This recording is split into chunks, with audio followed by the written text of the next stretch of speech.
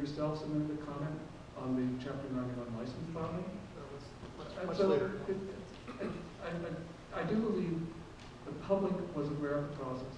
We solicited input from the people who we should have solicited input from.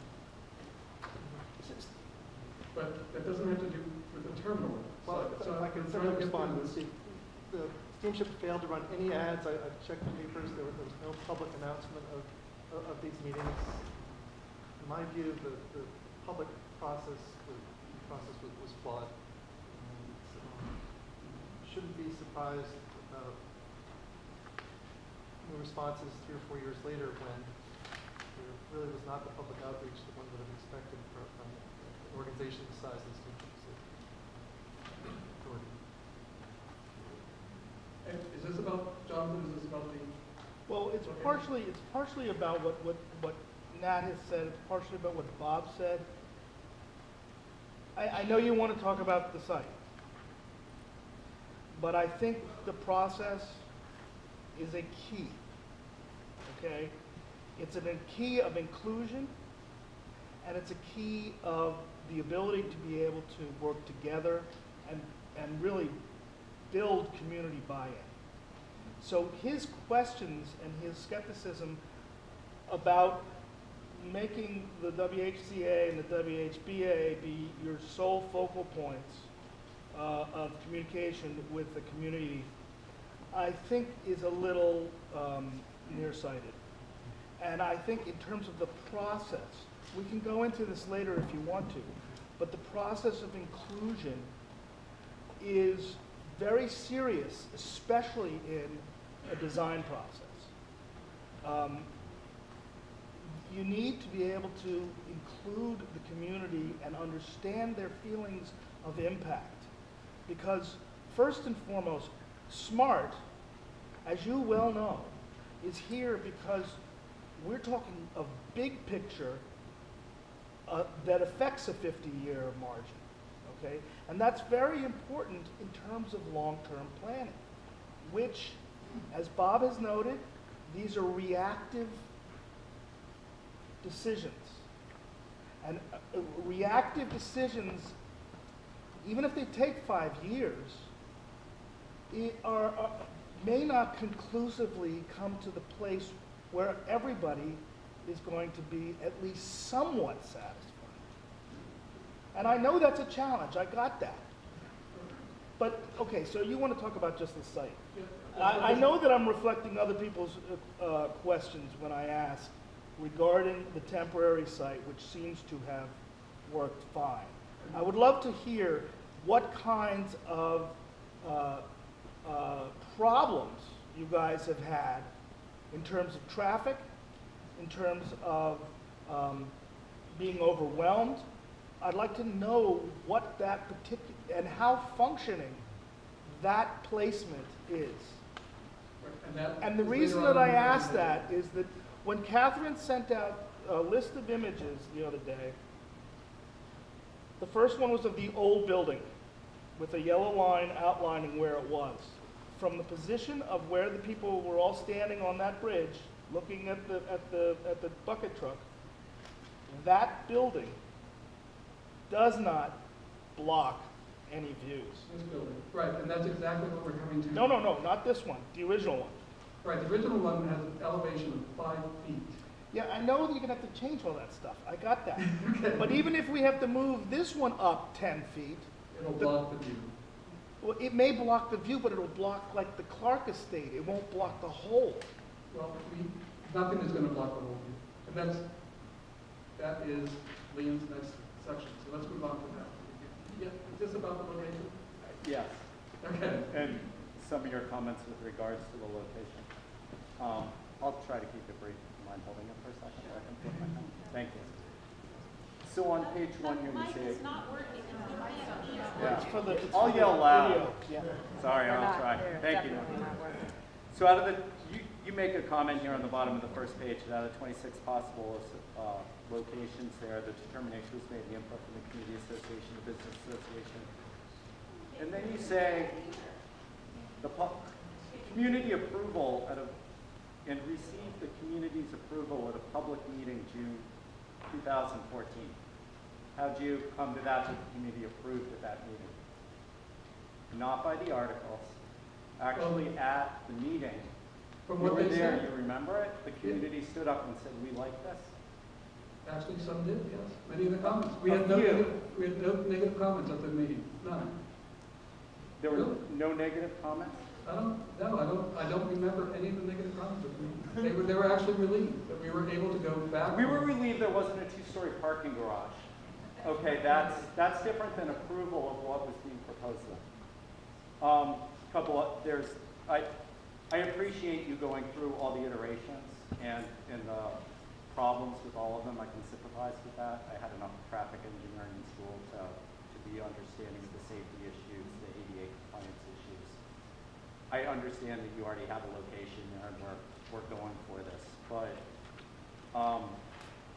the question now, besides how this is being presented, is with moving any of the operations over the employee parking lot.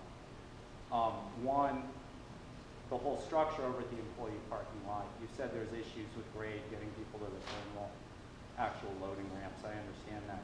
You have no visuals of what that would have looked like? No visuals of the employee parking lot. No. Okay, We so had that's the one visual that would actually work, but thank you. And then also splitting up the operations with putting, as they said, a restroom or even the bus drop-off area in a one-story structure down in the area closer to the village. You say that you can't have two separate structures in the report here because you need a four-story structure for the employee operations in an elevator. If you split it into two structures, I understand there's a significant cost issue with having two structures, one for employees, one for the public. I understand there are some ADA issues with your own employees, maybe in that separate structure. You talk about only putting it where the storage equipment building is now, but why not the employee parking area for the actual things that you're going to do for your in-house people? Have a very small, minimal to meet your programming requirements for the general public in terms of restrooms, ticket sales, and shelter. It's actually accessible to the village. We're going to the next, that'll be explained at another phase of this. Thank you. The issue is, one, what is the footprint of the building? And the footprint of the building has to have the first floor with all of the customer service areas on. And then after that, the second floor could be used for all the other stuff without taking away the space elsewhere on the terminal side. I look forward to why you're going to explain why the functions for your own employees cannot be moved to a separate building. They don't. We'll see that. Thank you. Thank you. Ted, is this about the location of the terminal? Yes, I'd just like to compliment the Steamship Authority on their 6-year, $6 million plan that said, this is what we're going to do, and then halfway through gave us the terminal and said at that point, we've already done too much to change it. I thought it was brilliant. Thank you, Ted.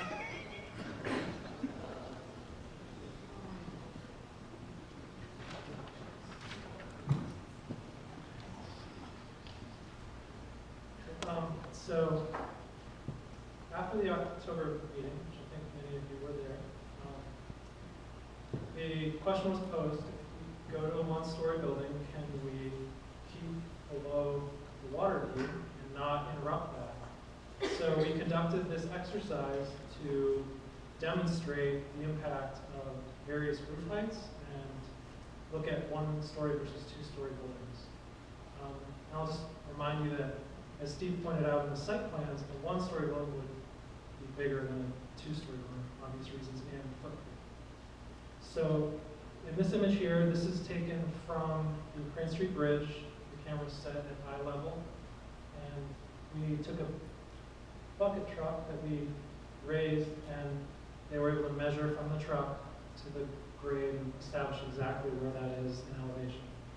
So the green line here just carries that elevation across. So this is indicating where the water horizon line is, where that view would disappear. And that's at elevation 29 feet. And then here we're showing at elevation 13 feet, that's the new first floor of the building. And that is the elevation that we've been working with for the first floor, based on flood zone requirements, that is not actually as high as we need to go to comply with the letter of the law. We're going to be pursuing a variance to get the building as low as 13 feet. So this is a one-story flat roof building. Brings you up to elevation 26, and that doesn't include mechanical equipment, kind of condensing units, all those sort of things that would end up on the roof, as you can see on the temperature. So a one-story building would take away essentially the water view. Now this is showing that same one-story building, but with the traditional Cape Cod 10 and 12 sloped roof on it. Brings the ridge of that roof up to elevation 47.2 feet. So the concept that we had shown in October is a salt box. This is showing that the salt box ridge would be at roughly 45.5 feet. And I just want to note, the reason that we originally arrived at the salt box is we were looking for ways to put a roof over this building that would be as low as possible. So the salt box allows us to do traditional style slope on one side and then a low slope on the other using the new. So that was the genesis for that concept. Now, we heard quite a bit of feedback that that was way too high. And one of the schemes that we're going to show you further on is what we call the reduced salt box. So we are able to lower the ridge by 5 feet, and that's what's shown here. And this elevation of 40.5 feet at the ridge is essentially as low as we think we can feasibly get that roof. And then just as a reference point, the concept scheme C, way back in the beginning, you could see it mentioned. This is roughly what that would have looked like, with the elevation up to 25 for the one-story building. So just as a point of comparison. And now Steve's going to walk us through the plans and just talk through what's in the building and what fits in a one or two-story building.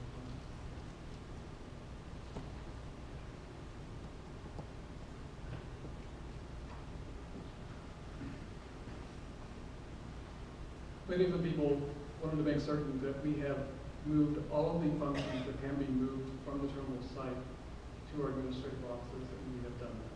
So we wanted to show you the internal layouts of the building. We're only using the first floor plan of the revised salt box and the gable options that are before you today. There's also the three-story crossing gable option that has a slightly different floor plan because of the design, but we're just using these for the purpose. Number one is the waiting room. That is 1,900 square feet.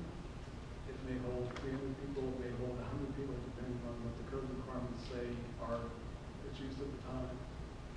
And even at 350 people, that is not enough for our operations. We have limited to that. That is about twice as much as the temporary terminal building, which is woefully inadequate.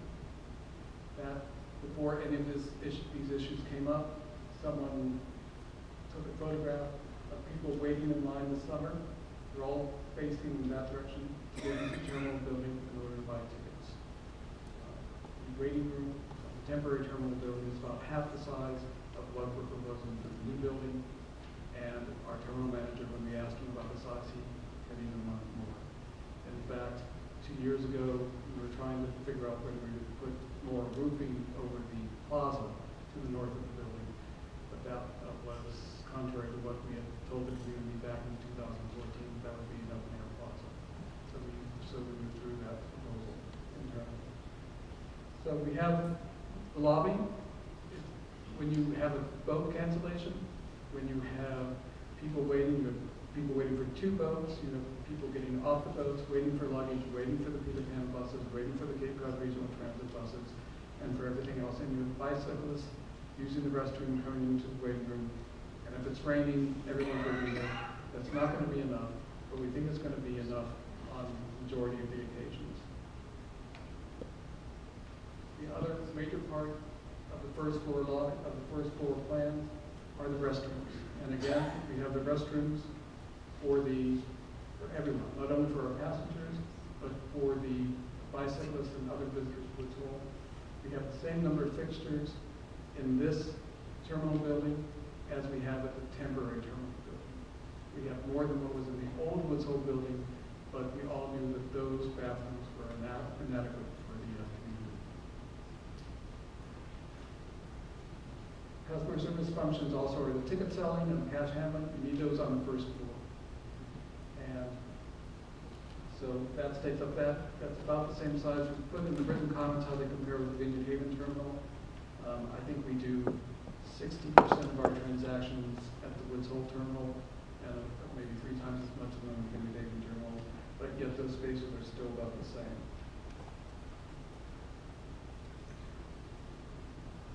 That's the food vending area. In order to reduce the size of the building since the October presentation, we eliminated the food concession and preparation area and replaced it with a smaller food vending area. Again, that has to be on the first floor. We also, those are the offices only for the terminal manager and the terminal agents. Apparently in October, many people thought that we were having like general manager's office or other managers' offices at the site. The other ones we have there are the ones who actually are in charge of the operation of the terminal itself. And we put those there because previously in October, what was located there were the employee locker rooms and restrooms, which took up more space. And we put those on the second floor in order to reduce the length of the building. And then we're able to put the smaller offices for the terminal manager and the terminal agents on the first floor. That is also important because from the function of dealing with customer service issues, when ticket sellers have issues, that they're more readily accessible for the public at that point. And then the rest of it are corridors in order to get around the building that you need. As a result of these changes, you were able to reduce the building by 10 feet. The length of the building was 10 feet since October. And these are all pretty much things that have to be on the first floor for customer service purposes. So this defines the footprint of the building, of how small or how big the footprint has to be. As Lee showed you, a 2-story building, you can put stuff on the second floor and it won't block more of the water view because the water view is already taken by the first floor. And on the second floor of the building are the employee locker rooms and restrooms, which are needed for this terminal. You have their break room. Employees have to take a break. I know some people objected to them having the view of the water, but that's also good for them so they can see when the boats are coming in and if there are any issues while they're on break. You have the mechanical room, the electrical room, and you have the telephone and data communications room. Those are all needed for the terminal building and the operations. And the one item there that has gotten a lot of comments is the multi-purpose room. And that's the only room in the entire terminal building that does not have a dedicated purpose, and that's by design. Because we need to have a room for when the Coast Guard comes, if there are any incidents at the terminal, they have to be able to go into a room and do their business and have our meetings. We have to have some training that has to be conducted on site. Most of the training that we do is now conducted in the administrative offices, but there may be training on site. There are vendors, there are other things that take place at the terminal where you need to have a room in order to meet. That's the only space, and it just took up what was remaining on the second floor. And then you have I haven't discussed it, so I don't know the answer to that. I would like to say yes or no. My reflex action is to say yes. We do have the meeting rooms, but in IS. But here we have this situation where you have to have a twin card, and you have security purposes under the Maritime Security Act of 2002, and so people are not allowed to be probably in those spaces without an escort. So it becomes more problematically in this day and age. And so that's the entirety of the terminal, of the internal floor spaces. And let me see. And as a result of having moved the terminal managers and the agent's office downstairs, taking out the additional employee restrooms we have on the second floor,